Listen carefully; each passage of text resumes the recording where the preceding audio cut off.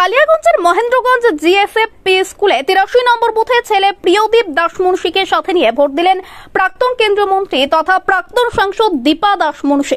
নমস্কার, আপনারা দেখছেন আর বাংলা নিউজ। প্রাক্তন সাংসদ দীপা দাসমুন্সি ছেলেকে নিয়ে ভোট দিলেন নিজের ভোট কেন্দ্রে এবং ভোট দিয়ে সাংবাদিকদেরকে জানান তিনি এবারে রায়গঞ্জ লোকসভায় প্রচারে থাকতে পারেনি দলের বড় দায়িত্ব দেওয়ার কারণে।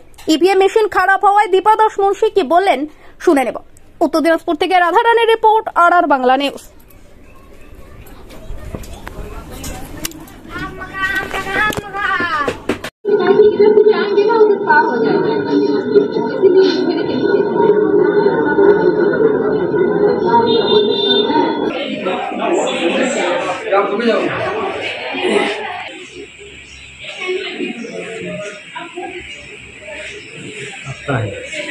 না না একটু এদিকে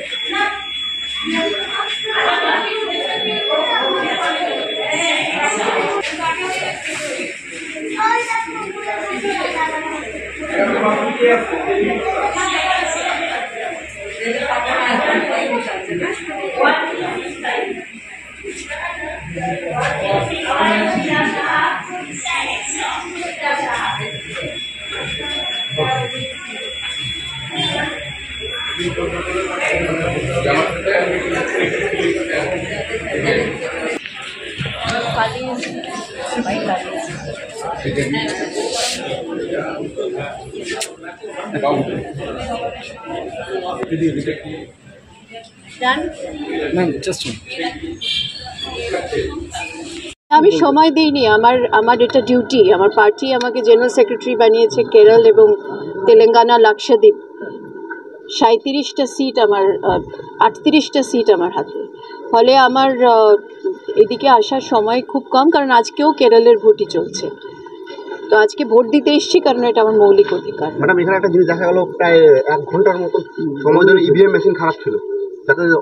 ইভিএম এর উপর একটা আমাদের পার্টির থেকেও কোর্টে কেস চলেছে যে ইভিএম এর অনেক টেকনিক্যালিটিস আছে যেগুলোতে সমস্যা হতে পারে। পৃথিবীর বিভিন্ন দেশে যেখান থেকে ইভিএম শুরু হয়েছে সেখানে তারা ইভিএমকে ব্যান করে দিয়েছে, আবার ব্যালটে ফিরে গেছে। আমরাও এই দাবিটা রেখেছিলাম, কিন্তু ইলেকশন কমিশন শোনেননি। ইলেকশন কমিশন সেন্ট্রাল গভর্নমেন্টের হাতে, যে মোদিজি যা বলেন ইলেকশন কমিশন তাই শোনেন। বাট এখানে আজকে এসে ইভেন ভিভিপ্যাটে যেটা রিফ্লেক্ট হচ্ছে সেটাও খুব পরিষ্কার নয়। যারা ভালো একটু চোখের অসুবিধা আছে তারা কিন্তু দেখতে পাবেন না কি আছে। ম্যাডাম, মিছিল এলো, ভোট দিল, ও তো কালিয়াগঞ্জের। No comments on my son please.